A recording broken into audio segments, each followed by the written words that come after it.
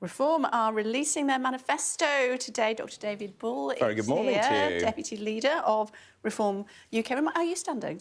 I am. OK, where are you standing? West Suffolk. OK, we'll have to do that slate as well now. I'm sorry about that. Yeah, exactly right. Tell me what's in the manifesto that particularly should catch our eye. Well, I think it's really exciting, actually. We've spent 2 years writing this. We've fed it back to various people, including people all around the country, and this is the final version. Look, we are saying this is the immigration election. 2.5 million people have come here in the last 2 years. It is impossible to see a doctor, schools, housing, all the rest of it. So immigration, the economy, of course, we've had a cost of living crisis.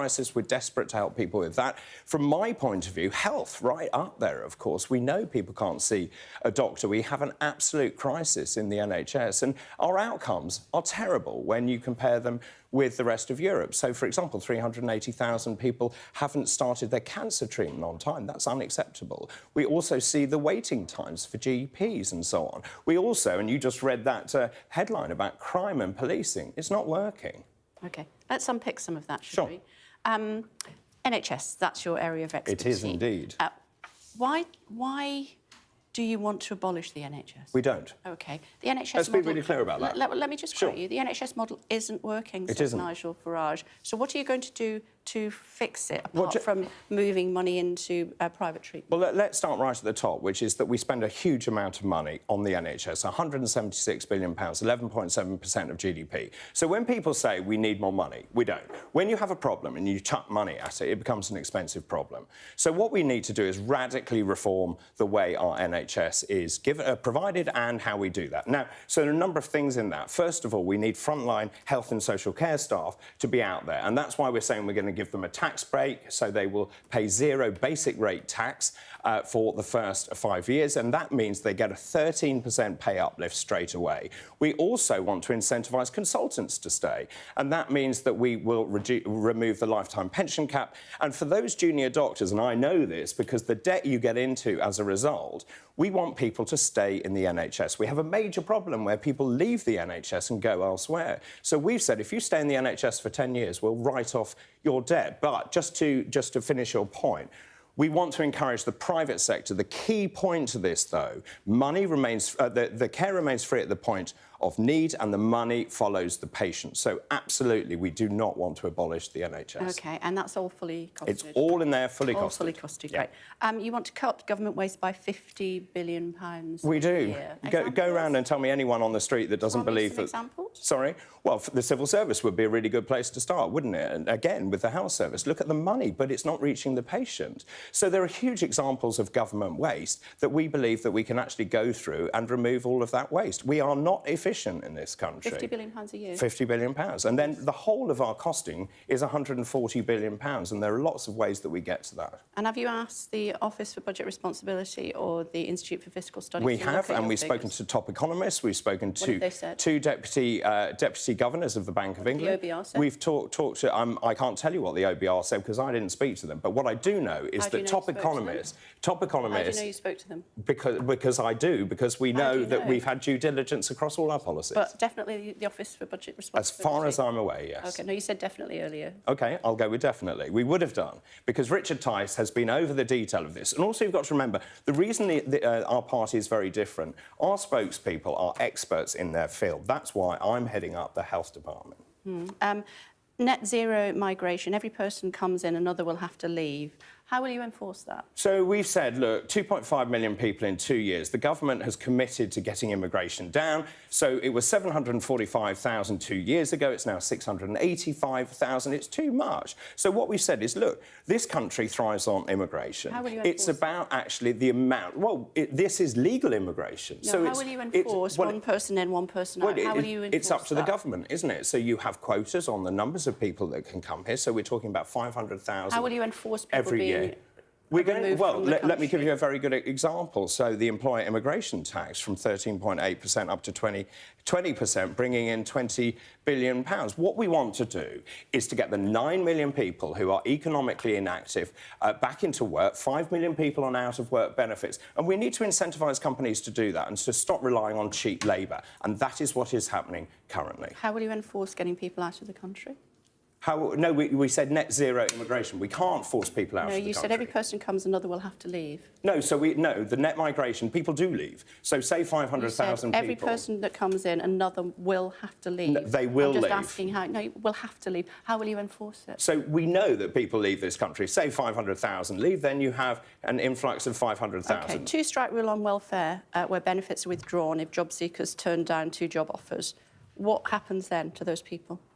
But the point is what we're trying to say... No, but I'm just asking what will happen. No, indeed. It's a reasonable question. But what we need to do is, and in that tax threshold, by taking people out of tax if you earn under 20,000, I've spoken to so many people who are in this really difficult cycle. So they have some benefits, and then when they take a job, they're actually less well off. Well, actually, if we change the tax system, that allows people into work. So there have to be checks and balances to all of this, and the detail was yet to be worked out. So the benefits will be withdrawn. Job seekers' benefit will be withdrawn if they're turned down 2 job offers. So how will people survive? What will they live on?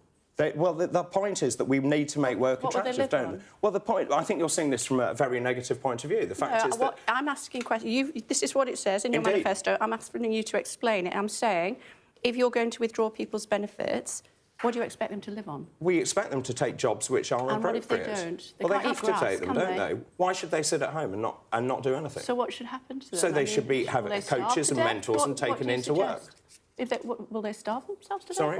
Of course they won't starve themselves to death. There are plenty of jobs in this country. We know, as I said, 9 million people who are economically inactive. And we have to actually get to the root cause. Because the problem is, if we allow people just to sit at home and give them benefits, then actually it does nothing for self-worth, does it? I ask the questions, and my question is, what will you do? What will people survive on if they don't take jobs? You're saying you'll withdraw their benefits, so what's going to happen? We will make sure that there is a very clear system to help people into work, and that has not been happening at the moment. And the tax breaks that people will be given are a huge part of that. Yeah, just because I ask you questions doesn't mean I'm being negative. No, I know. Thank you. One of your candidates has resigned after it was discovered he once voted BNP. That's not acceptable, is it? Well, look, we have a very stringent vetting process in place. We've been doing this for the last 2 to 3 years. And then, of course, there was a snap general election, which, by the way, didn't just catch us by surprise. It managed to catch the Conservative Party by surprise, which is odd, given that you are the governing party. So some people have been expedited. They are put into those positions. Look, I'm really clear on this. If we find any candidate who has been anti-Semitic or inciting violence or hatred, they're out. That's the end of the story. But, I mean, it's not that it was a big surprise. You don't have to scratch very deep. Are you talking about the gentleman in South West Essex? I'm talking about Grant Sinclair Armstrong. Right. So, look, we will investigate this thoroughly. We have already said to one of those candidates that you cannot stand under a reform banner, and that's the right thing to do. But, look, we are a tiny insurgent party. We are growing from the ground up. We are fielding 620 candidates. That's an amazing, extraordinary effort. Are you worried that you might have others that have got a similar... I think all parties are always worried whether you do have appropriate candidates. Let's look at the Green Party. So 20 of those suspended for showing anti-Semitic abuse. So all parties struggle with this, but we are very firm and we are very fair. The latest polling is suggesting that you'll have 7 seats come the next election. Do you think yours will be one of them? I don't think I'm allowed to talk about my seat. Look, you've already done it, so... Well, that is true. Look, I said right at the beginning, what does success look like? As you know, under our system, it's incredibly difficult for small parties to succeed. So I would have said 2 or 3 seats would be amazing. If we got to 7 seats, that would be extraordinary. I'm doing everything I can to win in West Suffolk. It's a county I know well. I grew up there. I've been there, 50 years or thereabouts, which means I'm almost a local. Look, I'm giving it my best shot. I mean, we should, you know, in all fairness, point out that your boss has tried 7 times before. But that means he sticks at stuff, doesn't it? Well, either that or he's a loser. No, he sticks at stuff. I think he's going to win. Well, let's see. We will. It's good to see you. Lovely to see you too. Thank you. So he's saying definitely spoken to the OBR, definitely. Now, that can't necessarily be the case because the OBR does not scrutinise opposition manifestos. That would require a change in the law. So this is what it says on the OBR's website about this. They say that would require a change in the law. Subject of the Budget Responsibility and National Audit Act 2011 states the OBR must not consider alternative policies which restricts us to assessing the likely impact of the current policies of the current government. OK, it goes on and on and on. So they can't do that. So it's quite fascinating that David Bull is claiming that they've been, talking and scrutinised by the OBR. Definitely, he said definitely. And he said definitely. Well, he said maybe, and then he said let's go with definitely, and then he started with definitely and moved around and back to definitely. It was all slightly messy. So, we at Sky News have gone to Reform now for an official response just to clear this up, because I think he may have got himself slightly in a bit of a twist there. They have the beauty, for lack of a better word, of kind of being able to say anything they kind of want, don't they? Because they know they're not going to come into government. But despite that, you can't go around and claim the word definitely when it's not actually legally possible. And that's what the Labour Party have said for months now, haven't they? What we would do if we entered 10 Downing Street will be dependent on seeing the full facts and figures. We cannot see the full facts and figures. They've been saying that for ages. Yeah, exactly. And I think also when you claim to be the new official opposition, this is what happens when you want to be in government. It comes with a lot of scrutiny, a lot of questions, and you get pulled up on your answers. That's the reality. No, you're very negative, apparently. Negative, just stop it. But then coming back to the figures, but then that was with regards to support and welfare, saying, well, there's 9 million people who are looking for work. Well, there's not 9 million jobs.